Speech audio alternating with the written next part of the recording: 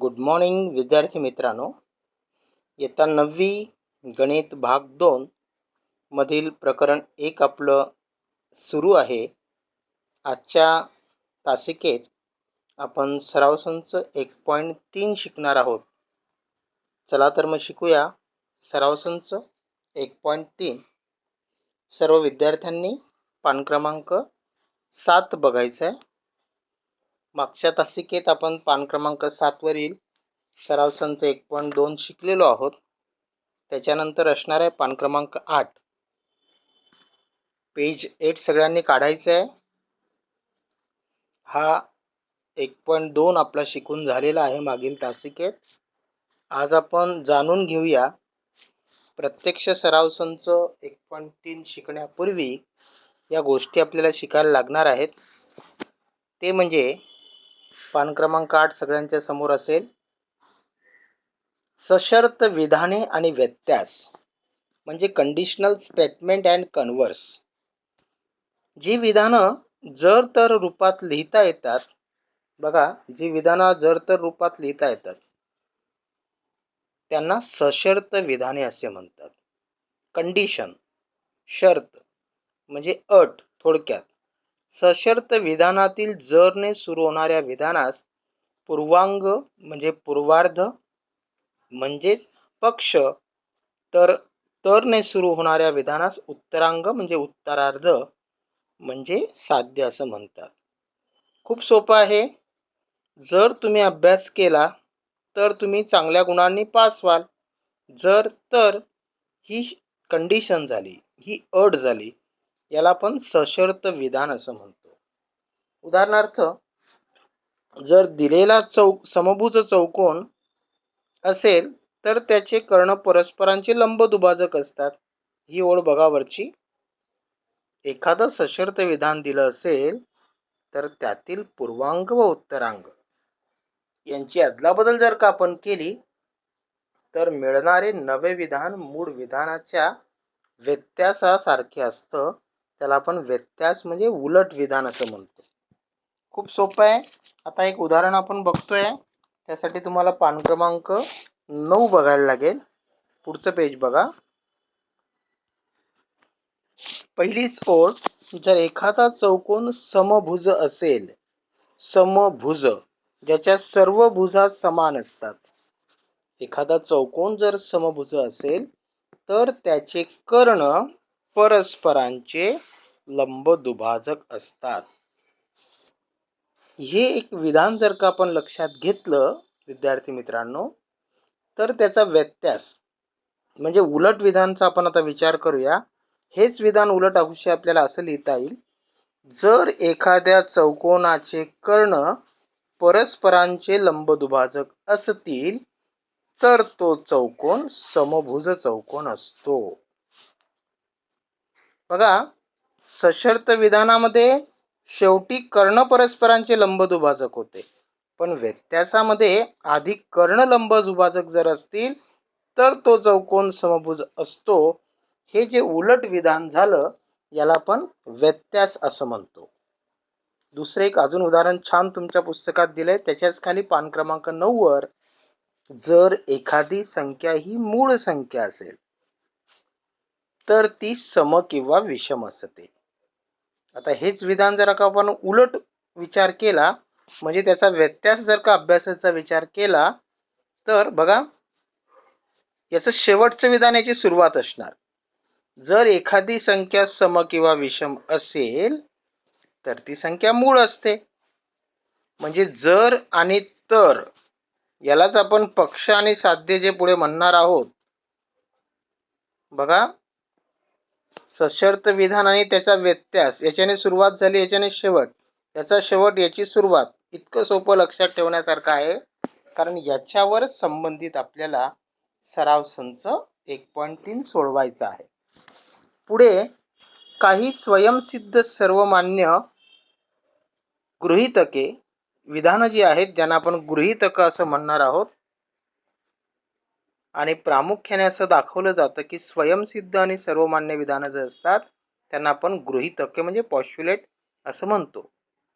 ज्यांच्या आधारावर तर्कशुद्ध मांडणीने नवीन गुणधर्म सिद्ध करता येतात. सिद्ध केलेल्या गुणधर्मांना आपण प्रमेय असं म्हणतो. इंग्रजीत त्यांना थेरम असं म्हणतात. 5 छान उदाहरणं तुमच्या पुस्तकात दिली आहेत. बघा सर्वांनी. पहिलं गृहीतक, एका बिंदूतून जाणाऱ्या असंख्य रेषा असतात. आकृती बघा, या सगळ्या रेषा मी एका बिंदूतून जाणाऱ्या काढून दाखवल्या आहेत. ठीक आहे. अशा असंख्य अनंत रेषा आपण एका बिंदूतून जाणाऱ्या काढू शकतो. 2 बिंदू, आता बघा 2 बिंदू मी काढले आहेत इथे. या 2 बिंदूतून जाणाऱ्या किती रेषा काढता येतील आपल्याला? जास्तीत जास्त 1, म्हणजे 1 आणि 1च. लक्षात घ्या, हे 2 बिंदू आहेत.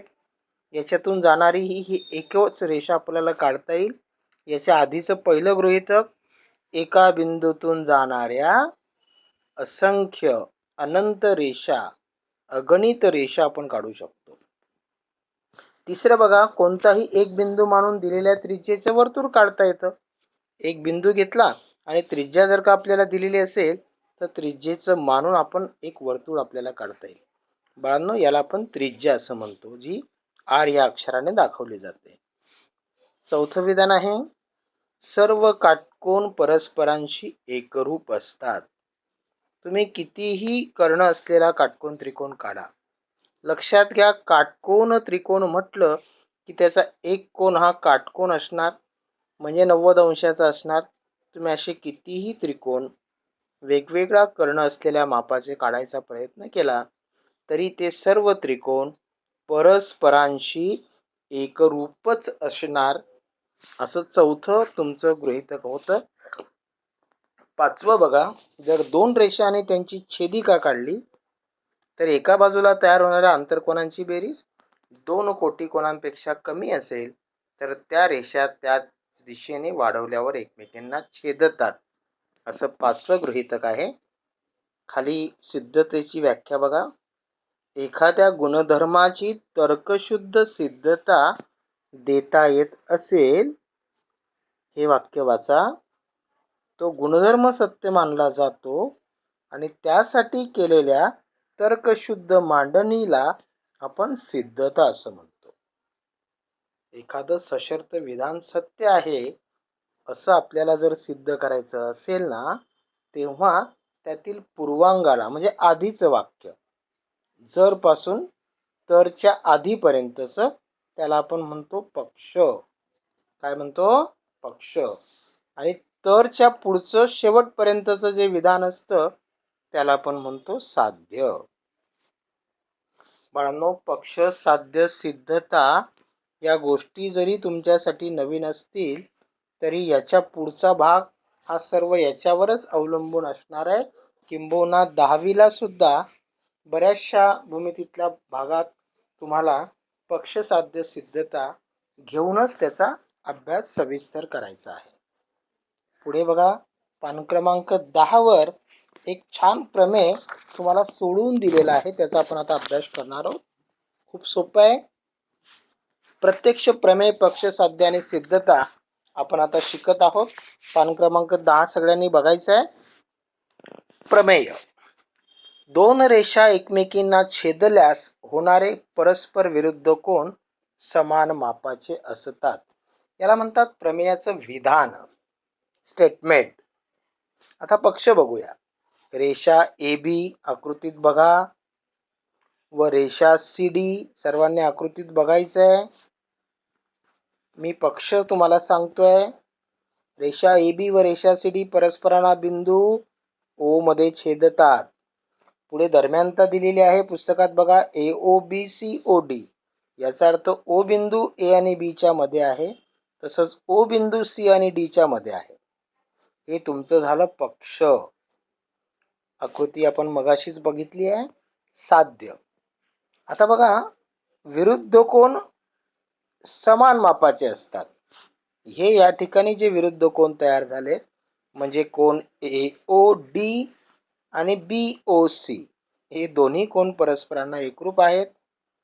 दुसरं AOC म्हणजे हा वरचा एकरूप कोन BOD.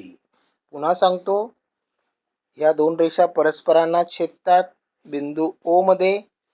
पहिली रेषा होती ए बी, दुसरी रेषा होती सी डी. यांच्या छेदनबिंदूजवळ विरुद्ध कोनाच्या या ज्या दोन जोड्या एकरूप होतात असं आपल्याला सिद्ध करायचं आहे. म्हणजे विरुद्ध कोन हे समान मापाचे असतात. बाळांनो, हे झालं आपलं साध्य. आता आपण प्रत्यक्ष सिद्धता शिकतोय. बघा, खूप सोपी आहे सिद्धता. पहिलं वाक्य सिद्धता आपण शिकतोय. कोन AOC अधिक कोन BOC बरोबर 180 अंश. याला आपण कारण देणार आहोत रेषीय जोडीतले कोन. एकाच रेषेवर असलेले कोन AOC आणि BOC. तुमच्या लक्षात येईल AOC आणि BOC म्हणजे हे दोन कोन एकाच रेषेवर असल्यामुळे यांना रेषीय जोडीतले कोन असं म्हणतात. आणि आपल्याला माहिती आहे रेषीय जोडीतील कोनांची मापांची बेरीज 180 अंश असते. दुसरी एक जोडी या ठिकाणी आपण घेतोय. त्याच्याच खाली बघा, दुसरं वाक्य, दुसरं विधान सिद्धतेतलं. कोन BOC म्हणजे असा अधिक कोन BOD म्हणजे असा. म्हणजे हे दोन कोन, आकृती पुन्हा काढतो म्हणजे तुमच्या लक्षात येईल. बघा, BOC म्हणजे असा कोन, असा, आणि BOD म्हणजे असा कोन, हा असा. हे दोन्ही एकाच रेषेवर असलेले कोन आहेत, म्हणून यांना आपण रेषीय जोडीतले कोन म्हणणार. त्यांची पण बेरीज झाली 180. उजव्या बाजूला कारण देणं खूप महत्त्वाचं असतं. या कारणांशिवाय तुम्हाला मार्क्स मिळणार नाहीत. ठीक आहे. आता हे समीकरण 1 आणि हे समीकरण 2, या दोन्ही समीकरणांची आपल्याला करायची आहे बेरीज. बाळांनो, बेरीज करताना डाव्या बाजूकडची बेरीज एका साईडला आणि उजव्या बाजूकडची बेरीज एका साईडला. म्हणजे दोन्ही बाजू उजवी समान 180 180 अंश. उजव्या बाजू दोघांच्या समान आहेत, म्हणून डावी बाजू पण समान. AOC अधिक BOC बरोबर BOC अधिक BOD. तुमच्या लक्षात येईल दोन्हीकडे BOC BOC समान असल्यामुळे ते कॅन्सल होणार आणि जे आपल्याला या ठिकाणी उरेल ते उरणार आहे कोन AOC एकरूप कोन BOD. BOCचा लोप केला म्हणजे त्याला आपण कॅन्सल केलं. BOC BOC दोन्हीकडे समान आहे, ते कॅन्सल झालं. मग शेवटची पायरी आपल्याला मिळणार आहे कोन AOC एकरूप कोन BOD. त्याचप्रमाणे BOC एकरूप कोन AOD हे आपल्याला सिद्ध करता येईल. पक्षात दिलेल्या माहितीवरून आकृतीचा वापर करून जे विधान आपण सिद्ध करतो त्यालाच आपण भूमितीमध्ये सिद्धता असं म्हणतो. तुमच्या पुस्तकात पान नंबर 10 वर एक अप्रत्यक्ष सिद्धता तुम्हाला दिलेली आहे. ती तुम्ही बघायला हरकत नाही. सध्या तुम्हाला अभ्यासक्रमात 25% अभ्यासक्रम हा कोविड परिस्थितीमुळे वगळलेला असल्यामुळे ही सिद्धता तुम्हाला फक्त वाचून ठेवा. परीक्षेसाठी तेवढी महत्त्वाची नाही, कारण ही सिद्धता जास्ती महत्त्वाची आहे. दोन रेषा एकमेकांना छेदल्यास होणारे परस्पर विरुद्ध कोन समान मापाचे असतात असे. ही अप्रत्यक्ष सिद्धता आहे, ज्याचा सध्या तुम्हाला फार विचार करायची गरज नाही. तरी तुम्ही फक्त वाचून ठेवा. त्याच्यानंतर मित्रांनो आपल्याला सोडवायचं आहे ते म्हणजे पान क्रमांक 11 वरील सराव संच 1.3. पहिली 3 विधानं आहेत ती तुम्हाला जर तर रूपात लिहायची आहे आणि दुसरा जो प्रश्न आहे तो आपल्याला विधानांचा व्यत्यास लिहायचा आहे. म्हणजे ही 3 विधानं तुम्हाला उलट स्वरूपात लिहायची आहेत. आणि याच्यासाठी मी एक दुसरा सेपरेट व्हिडिओ तुम्हाला पाठवित आहे. मित्रांनो, आज तसा कमी अभ्यास आहे, कारण आज 29वा दिवस आहे सेतू अभ्यासाचा आणि सेतूच्या अभ्यासासाठी तुम्हाला थोडा वेळ मिळावा म्हणून आज हे प्रकरण 1.3 सराव संच संपल्यावर प्रकरण 1 आपलं इथे संपणार आहे, भूमितीतील मूलभूत संबोध. आणि मग तुम्हाला सेतूच्या अभ्यासासाठी चाचणी 2 जी 30व्या दिवसानंतर असते त्यासाठी थोडा वेळ मिळणार आहे. 1 जुलैपासून आज 29 जुलैपर्यंत 29 दिवसाचं तुमचं सेतू अभ्यासक्रम हा पूर्ण झालेला अपेक्षित आहे. 30व्या दिवसानंतर तुमची चाचणी 2 घेण्यात येणार आहे आणि त्या दृष्टीने तुम्ही आजचा हा कमी अभ्यास असल्यामुळे खूप कमी अभ्यास तुम्हाला सराव संच 1.3 अर्ध्या तासाच्या आत सोडून होणार आहे. त्याच्या आधी जे पेजेस तुम्हाला सांगितले हे प्रमेय तुम्हाला लिहून काढायचं आहे. त्याच्यानंतर पान क्रमांक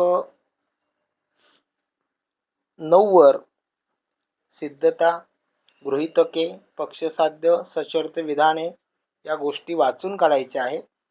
आणि अभ्यास लवकर झाला, सराव संच 1.3 सोडून झाल्यानंतर सेतू अभ्यासक्रमाशी संबंधित 30 दिवसांपर्यंतचे स्वाध्याय तुमचे पूर्ण होणं अपेक्षित आहे.